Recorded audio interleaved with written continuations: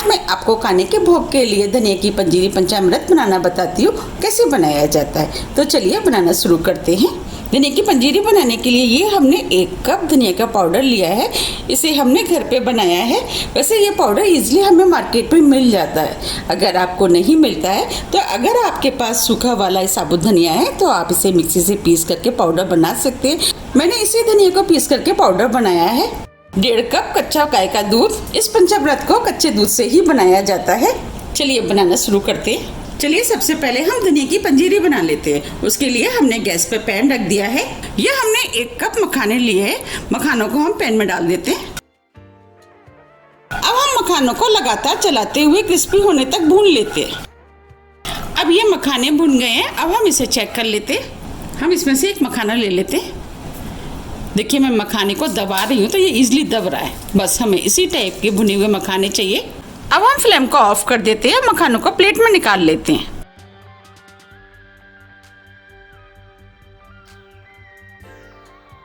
अब इन मखानों का यूज हम बाद में करेंगे। अब हम इसी पैन में पंजीरी भून लेते हैं। पंजीरी भूनने के लिए अब हम इसके अंदर 2 टेबल स्पून गाय का देसी घी डालेंगे। आप घी को अपने टेस्ट के अनुसार थोड़ा सा कम या ज्यादा भी कर सकते हैं।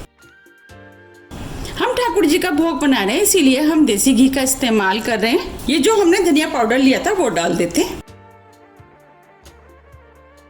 धनिया को घी में अच्छे से मिक्स कर लेते हैं। अब हम इस धनिया को 4 से 5 मिनट करीब मीडियम फ्लेम पर लगातार चलाते हुए भून लेते हैं। 4 मिनट करीब हो गए हैं। धनिया में से अच्छी सी खुशबू आना शुरू हो गई है और धनिया का कलर भी थोड़ा सा चेंज हो गया है। जन्माष्टमी में ठाकुर जी के भोग के लिए धनिया की पंजीरी ही बनाई जाती है। अब हम इसके अंदर ड्राई फ्रूट डालेंगे।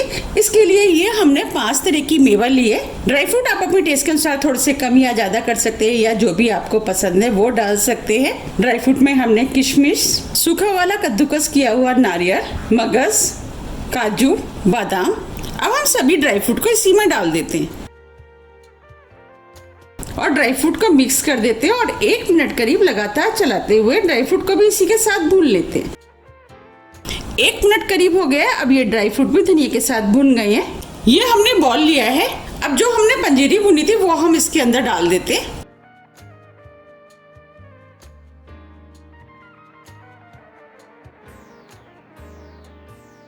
ये हमने 3/4 कप मिश्री का पाउडर लिया है वो डाल देते हैं। क्योंकि कान्हा जी को मिश्री बहुत अधिक प्रिय होती है इसीलिए हमने इसमें मिश्री का पाउडर डाला है। मिश्री इस तरीके की होती है। ये हमने धागे वाली मिश्री ली है। अगर आपके पास मिश्री नहीं है तो आप इसकी जगह पाउडर शुगर, खांड, बूरा आप कुछ भी डाल सकते हैं। ये हमने मखाने भुने थे। इसे भी हम मिक्सी में डाल करके पीस लेते हैं। ये हमने मखानों को मिक्सी से पीस लिया है। इन्हें भी हम इसी के अंदर डाल देते हैं। मखानों को डालने से क्या होता है, एक तो पंजीरी हेल्दी तो हो ही जाती है और खाने में भी बहुत ही ज्यादा टेस्टी लगती है। ये हमने तुलसी के पत्ते लिए हैं। इनको भी हम तोड़ के डाल देते हैं। ठाकुर जी के भोग में तुलसी का यूज जरूर किया जाता है क्योंकि तुलसी उनको बहुत प्रिय थी। अब हम सभी चीजों को मिक्स कर लेते हैं।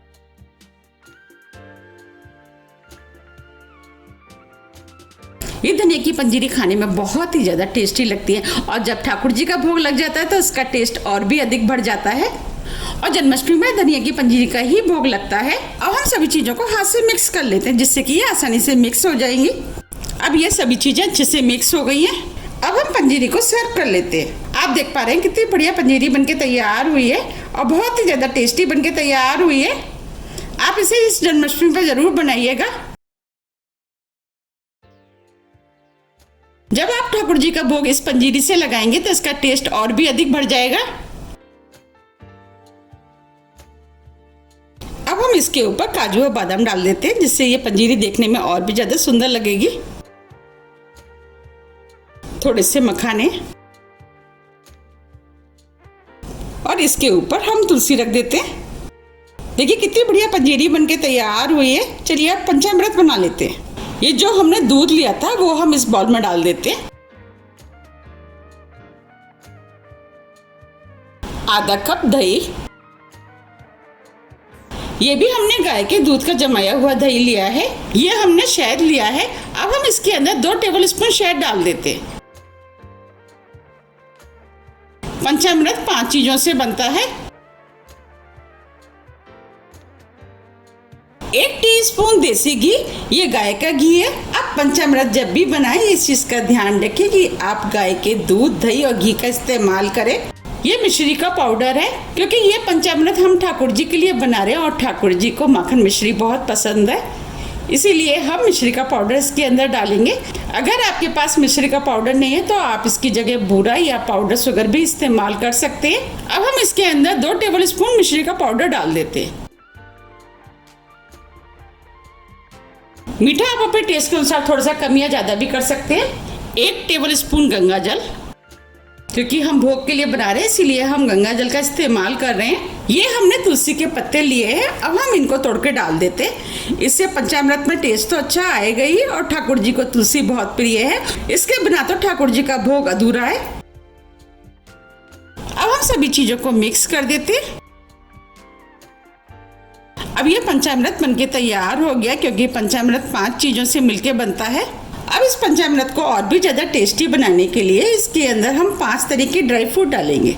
ड्राई फ्रूट में हमने मखाने, बादाम, सूखा वाला नारियल जिसे हमने कद्दूकस कर लिया है, चिरौंजी, किशमिश लिए हैं। ड्राई फ्रूट आप अपने टेस्ट के अनुसार थोड़े से कम या ज़्यादा कर सकते हैं, या जो भी आपको पसंद है वो डाल सकते हैं, और आप चाहे तो बिना ड्राई फ्रूट के भी पंचामृत बना सकते हैं, ये ऑप्शनल है। अब हम सभी ड्राई फ्रूट डाल देते हैं।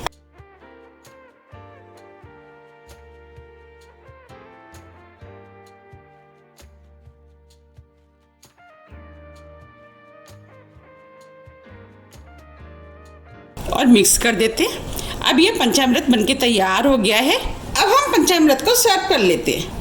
आप देख पा रहे हैं कितना बढ़िया पंचामृत पंजीरी बनके तैयार हुई है। अगर आपको मेरी रेसिपी पसंद आ रही है तो आप रेसिपी को लाइक कर दीजिएगा, और अभी तक आपने मेरे चैनल को सब्सक्राइब नहीं किया है तो आप चैनल को भी सब्सक्राइब कर दीजिएगा और बेल आइकन को भी प्रेस कर दीजिएगा, जिससे कि मैं जब भी नई वीडियो अपलोड करूँ उसका नोटिफिकेशन आपको सबसे पहले आए।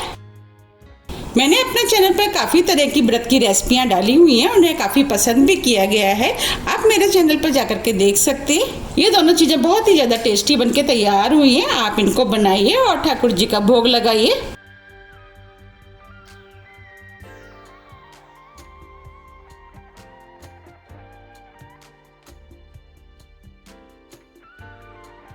अब हम इसके ऊपर तुलसी लगा देते हैं। अगर आपको मेरी रेसिपी थोड़ी भी पसंद आती है तो रेसिपी को लाइक कीजिए, चैनल को सब्सक्राइब कीजिए और ज़्यादा से ज़्यादा शेयर कीजिए। अब हम फिर मिलते हैं नई रेसिपी के साथ। जब तक के लिए नमस्कार।